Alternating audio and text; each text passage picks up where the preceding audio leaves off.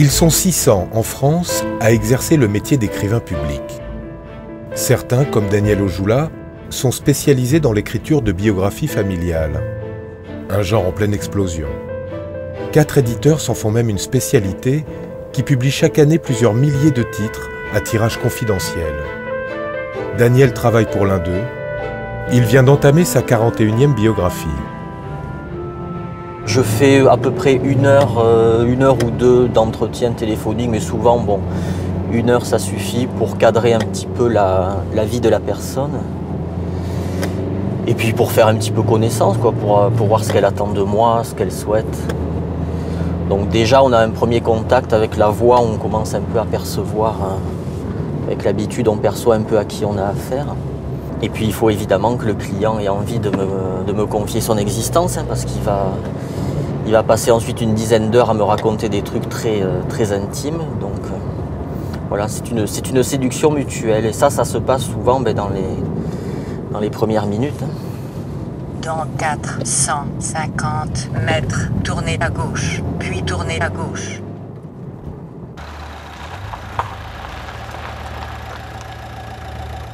Daniel Ojoula travaille depuis 1 mois sur la vie de François Lingua, qui vient de fêter ses 80 ans. Bonjour. Bonjour Daniel. Bon, ça va? Ça va et vous-même? Ses petits-enfants et amis se sont cotisés pour lui offrir le livre de sa vie. Ben, ça va pas mal, tout ce temps. Avec le beau soleil. Ouais. Merci. Un petit café? Ah oui, avec plaisir. La vie de François est un véritable roman. À 50 ans, il a tout quitté. Famille, maison, travail, pour partir à l'aventure avec Daniel, sa nouvelle compagne. Le voyage devait durer 5 ans. Ils reviendront 11 ans plus tard. À Chypre, où vous deviez passer l'hiver. Voilà. Impeccable. Merci. Avec les petits gâteaux. Merci beaucoup. Quand est-ce que vous avez décidé de faire cette traversée de l'Atlantique? Ah, mais de tout Dès temps. le le départ. départ. Mais c'était d'abord de nous essayer en Méditerranée, parce qu'on ne connaissait De pas faire grand-chose, nos armes de navigateurs en Méditerranée. Oui. Et question indiscrète, vous vous entendiez là pendant 2 ans Oui, sur le on bateau? s'engueulait très fort. Ce qui arrivait assez souvent, surtout les manœuvres avec le bateau. Ouais. Après, non. pendant les manœuvres. Ça, c'est tout les manœuvres Mais avec le après- bateau. C'était vous le mousse? Oui, moi, oui. Oui, à peu près. C'est ça. Et racontez-moi cette histoire d'achat d'armes, parce que ça me... Ah oui. Alors oui, Ça me- on a fait la connaissance là-bas de m'intrigue, cette ce fameux affaire. électricien Ouais. Il français. vivait sur un bateau qui quand vit- même, hein.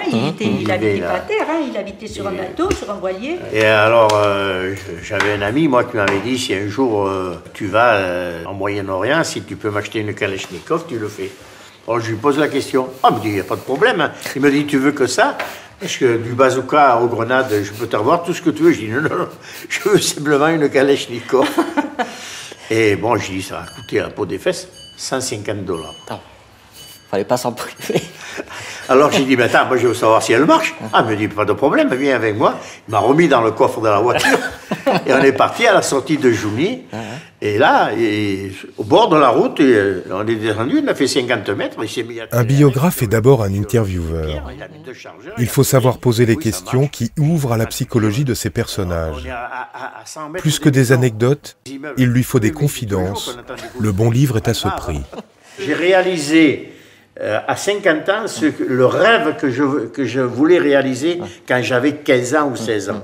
Et que mon père m'a dit non, la marine, ce sera pour une autre fois, tu viens au boulot, tu vas travailler. Donc je ne regrette pas. Quand vous vous êtes mis à naviguer, vous avez une pensée pour votre père qui vous avait empêché Un d'être peu, marin à 16 un ans. peu. Ouais. Et je me suis dit que ça a peut-être été un mal pour un bien. C'est-à-dire que m'ayant empêché de partir à 14 ou 15 ans, il a fait de moi un homme d'affaires, un entrepreneur qui a pu quand même arriver à quelque chose, qui a gagné un peu d'argent, qui a pu faire un bateau, qui a pu faire une maison, et réaliser mon rêve à 50 ans avec des moyens bien supérieurs que je ne pouvais avoir à 15 ans. C'est ça. Je ne suis pas le médecin, je ne suis pas le psy, et ils arrivent à me confier au bout de... Ça va très vite, au bout de 10 minutes, un quart d'heure, on est parti dans la confidence et dans l'intime. Dans l'intime, donc ouais, c'est surprenant, oui, c'est... Oui, je suis admiratif, oui, qu'ils arrivent à se lâcher, comme on dit. Et je pense qu'il y a un besoin aussi qui est exprimé. Je suis là, je transmets. Ils n'auraient, je pense, pas pu le faire eux-mêmes, parce que c'est très dur d'avoir un recul sur soi-même. Aussi difficile est de le faire avec un proche. Parce que souvent on me dit ma fille voulait m'aider à faire mon livre. Eh ben, c'est pas pareil de se confier à sa fille. Son travail, c'est un confident. Je pense que si on ne lui fait pas confiance, il ne peut pas relater, enfin, il ne pourra pas disséquer exactement ce que vous lui dites. Si on lui cache des choses ou on lui ment, c'est pas la réalité. Donc, c'est pas tout à fait ça qu'on recherche. On recherche ma petite fille, mon fils, ses enfants à Daniel, et ils recherchent de connaître notre vie ensemble, de connaître notre aventure. Mais si on leur cache des choses, c'est pas normal, c'est pas la vérité, et ça, en quelque part, ça me gênerait. Je suis allé en classe jusqu'à 17 ans, j'ai obtenu mon BEI, à l'époque ça s'appelait brevet d'enseignement industriel. Bon, j'ai pas cette formation et l'éducation nécessaire pour écrire un livre. Et ni la tournure d'esprit nécessaire, ni la grammaire, je connais pas assez de grammaire non plus. Je suis un autodidacte, je me suis fait un peu tout seul, en lisant, en contact des gens, mais j'ai pas cette formation qui me permettrait d'écrire un livre. Au revoir Daniel. À très bientôt. À bientôt, donc au 30 dans 2 semaines. Oui, tout à fait. Merci. On peut savoir écrire sans connaître le secret des mots justes. C'est à ça que servent les écrivains publics.